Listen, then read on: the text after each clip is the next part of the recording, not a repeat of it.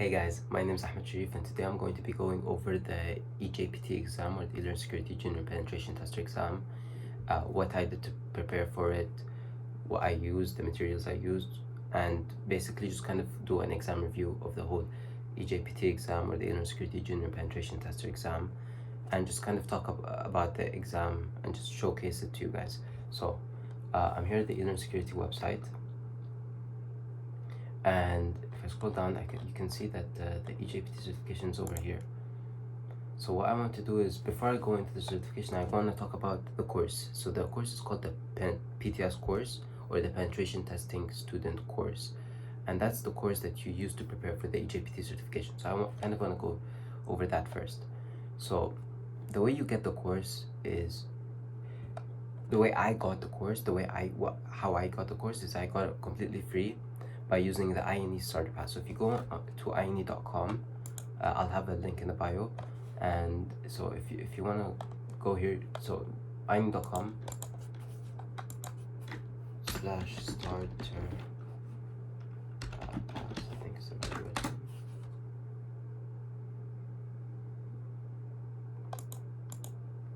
Okay, that didn't work. Where is it? Okay, so I think it's here. I think. Okay, so try for free.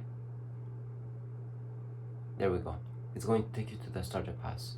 Oh, it was check out the tiny, that's why. Okay. So if you go to this web page here, again, I'll have a link in the bio for this as well. You can see the cybersecurity starter pass, which is completely free, no credit cards, nothing. You just make an account using the starter pass and you're good to go. You get the PTS course, or Penetration Testing Student course.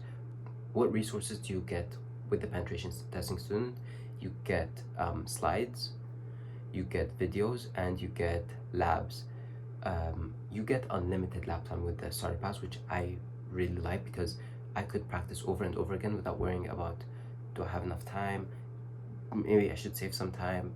There is no limit to how much practice you can do for this exam, which is basically what made me prepare so well, is because I kept going over and over and over the exams, and that's what I liked about the feature I liked about the starter pass, is that you could just, unlimited lab time, you could just keep going and going and going and doing the labs over and over again.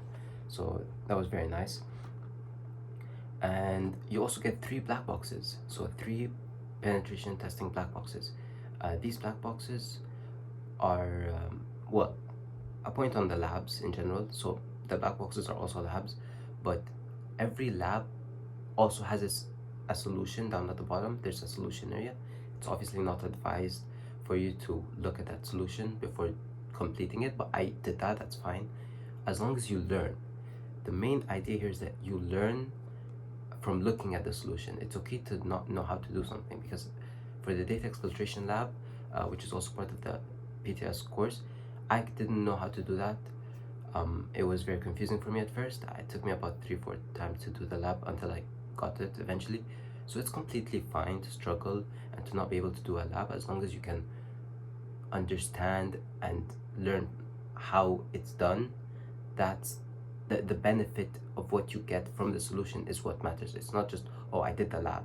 That's not what counts. So 3 black boxes. The black boxes are really hard. Don't feel discouraged if you can't do the black boxes, because I couldn't. I struggled a lot with them. I have on my Instagram posts of how long each penetration testing black box took me, and I think for the first 2, they were the hardest ones. They took me over 12 hours to do, so they are really, really, really hard. Definitely, I'd say if you can do at least one of them, one of the black boxes, or at least exploit one of the machines on the black boxes, I think you're pretty confident. And yeah, the black boxes are really hard, so don't feel discouraged at all if you can't get them first try, second try. It's okay. There are solutions for the black boxes as well, so if you want to look at those, that's what I did. Sometimes when I messed up and just couldn't figure out what to do next, I looked at the solutions and it was perfectly fine, as long as you learn. And that's what I did. Is I didn't take the solutions as, okay, I passed the lab. No, I took it as in, okay, that's how I should have done it. That's what I should have done. And that's the main benefit you should get from from the black boxes and from the labs is how to do them and to master the idea behind the labs. So moving on, three courses. You have the penetration testing prerequisites, which just talks about Wireshark, some Burp Suite, the basics, some networking as well. And then you move on to the preliminary skills in programming. You don't need to learn. It's not necessary for you to learn the programming to pass the exam, but it helps you pass the exam.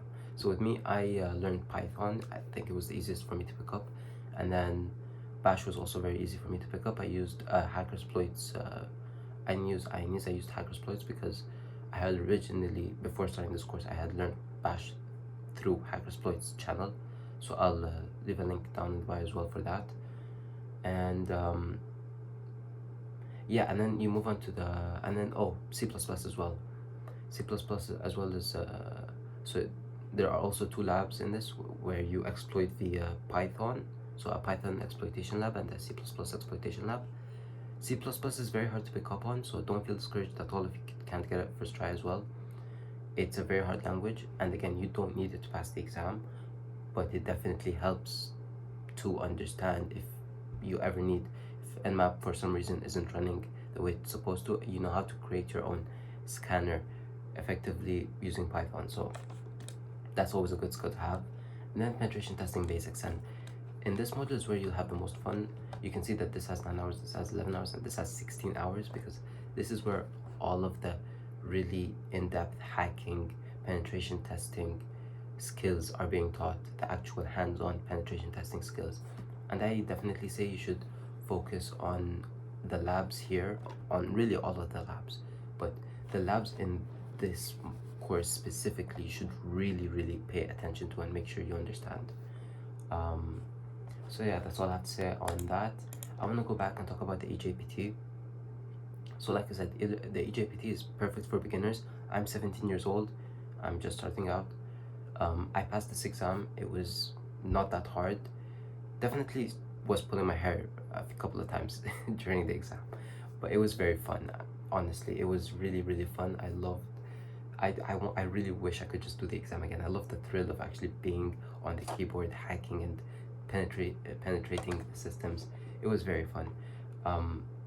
Okay, so eJPT. I want to talk about the exam. The exam is 20 questions, multiple choice, and it's the only certification. It's the only certification from eLearnSecurity that's actually a multiple choice. You have 20 questions, and you need 15 out of 20 correct to pass the exam. So it's again the whole eJPT as a certification as a whole. It's for juniors. It's perfect for beginners. 15 out of 20 may seem like a lot, but it's actually very easy to, once you understand, if you understand the labs, I'll tell you this, if you understand the labs, all of the labs in the PTS course, you'll do just fine in the exam. I was worrying about this exam a lot, especially because I thought, oh, I'm just 17. I might not have the knowledge or the skills that other penetration testers or other people in the field have. I'm just starting out. What if I mess up? This exam is worth $200, so the voucher is $200 and you get a free retake. So the free retake definitely calmed me down a little bit, but I was still very stressed. But when I entered the exam, well, for starters, my keyboard failed. The battery died, and I had to find some spare batteries and use those. So that was already a hassle, just trying to find a battery at the start of the exam. But then I actually started doing it. I connect through the OpenVPN, and I started. So all labs are OpenVPN connections, and you can do that perfectly from your Kali box. It is recommended that Kali or Parrot, depending on what's your favorite penetration testing distribution. It's they say it's better if you do if you start the exam. So if you go in, so let me log in really quickly, and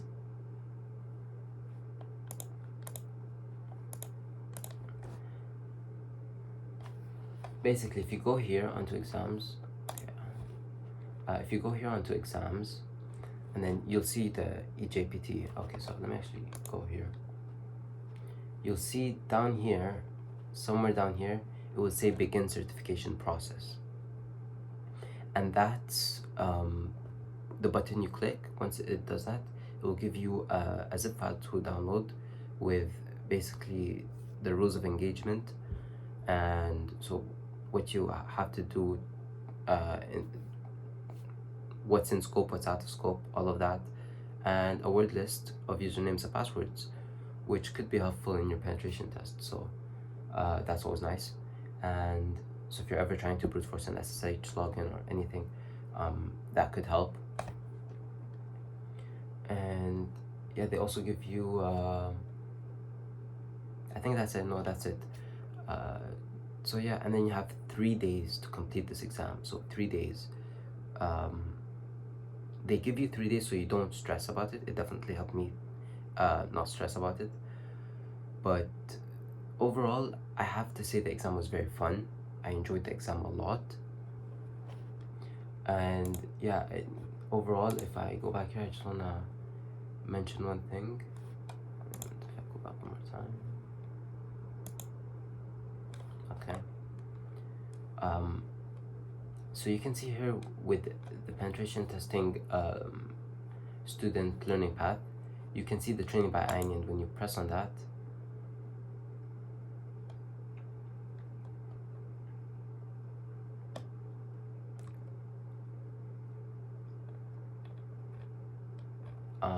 it will say you are, so with me, since I'm already joined with the starter pass, it will say you are currently on the starter pass here. So that's when you know, okay, you've successfully enrolled in the starter pass and you're ready to start everything. And obviously you can upgrade the pass. I didn't, because I just wanted to do the certification before I started college. I'm starting college in a week or two, so I won't have time to go through any other certification.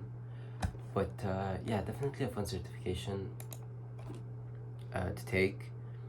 Even though it has junior in the name, it says junior because it defines the basic ground knowledge to be a penetration tester and the skills you need, the basic skills and knowledge you need to become a penetration tester. So don't take junior as, oh, it's not for people who have, for example, the OSCP. No, I know John Hammond, who has many offensive security certifications, has taken the eJPT and passed. It does not matter where you are in the field. And I know it says here somewhere, it says, if I go up, I know it says, where does it say? It says here, for advanced IT professionals. I'm 17. You have to remember, I'm 17.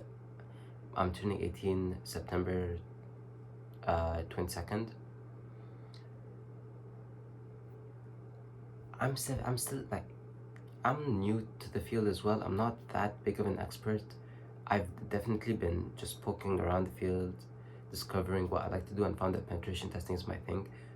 But I'm not advanced. I'm just starting out.